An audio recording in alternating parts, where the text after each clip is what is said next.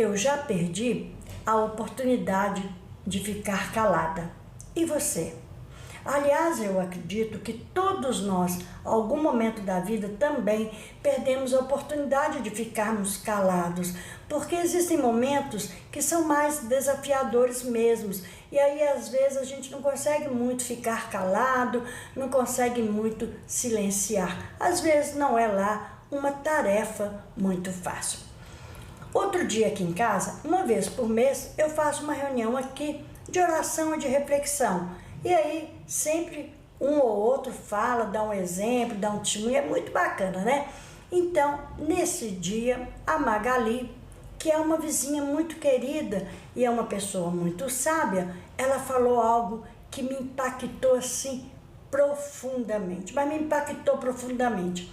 E aí eu pedi autorização a ela para falar aqui no canal e falar o nome dela, e ela me autorizou, né? A gente precisa dar os créditos, como fez bem para mim, como me impactou, pode ser bom para você também.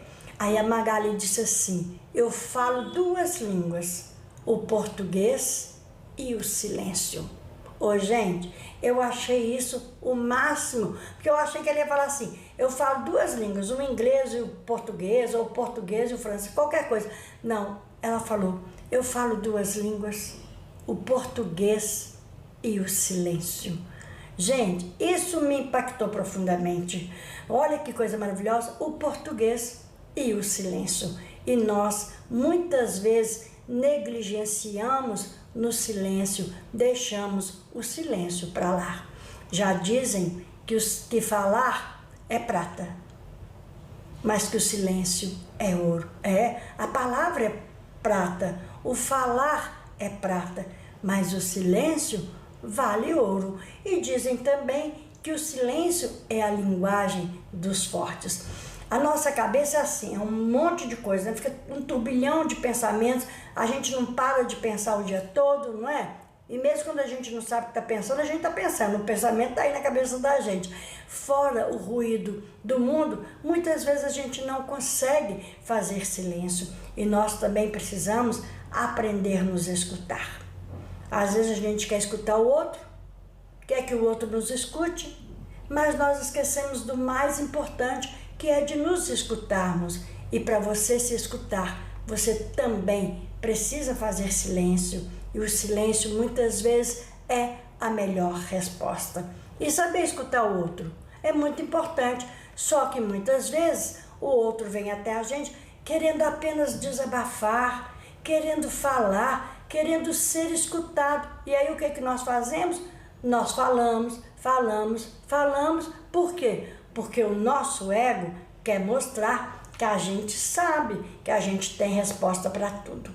Olha, eu sempre fui de falar menos e de escutar mais. Eu sempre fui assim, mas nem por isso, muitas vezes eu deixei de pisar na bola.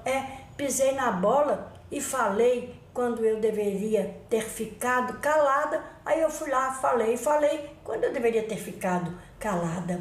Os anos passam, a gente amadurece e a gente aprende com a vida, aprende com o outro, aprende com os erros e aprende também com os acertos.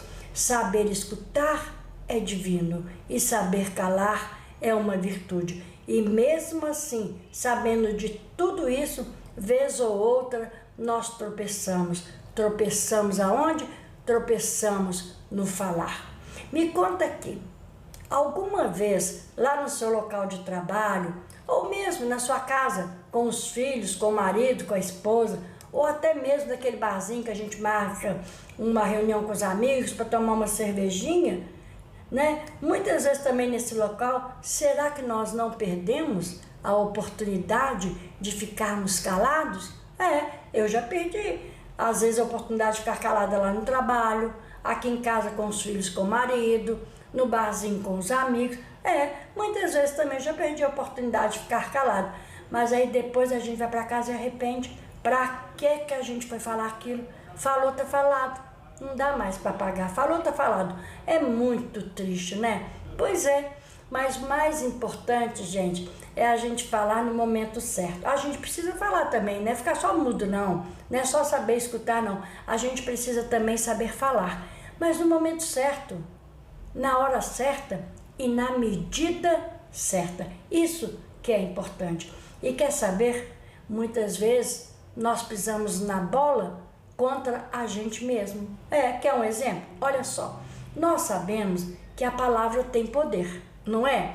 Mas na hora da raiva, na hora que o bicho está pegando na vida da gente, o que a gente faz? Cadê o controle? O que nós fazemos? A gente coloca a boca no trombone e toma palavras negativas, toma pensamentos negativos e aí a gente começa a murmurar.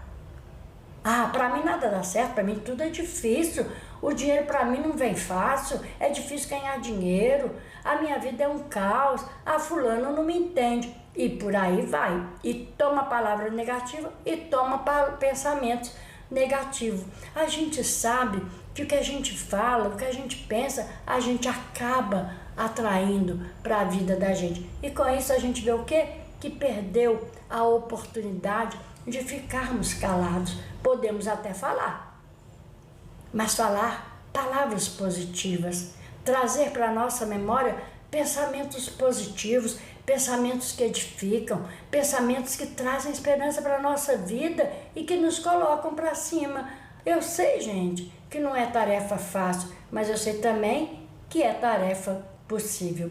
Eu sei que é vivendo que nós vamos aprendendo. Eu aprendi com a Magali, que eu falo 2 línguas, o português e o silêncio. O português porque é a nossa língua e a comunicação, gente, é muito importante. Saber comunicar é muito importante, mas a outra língua importante é a linguagem do silêncio.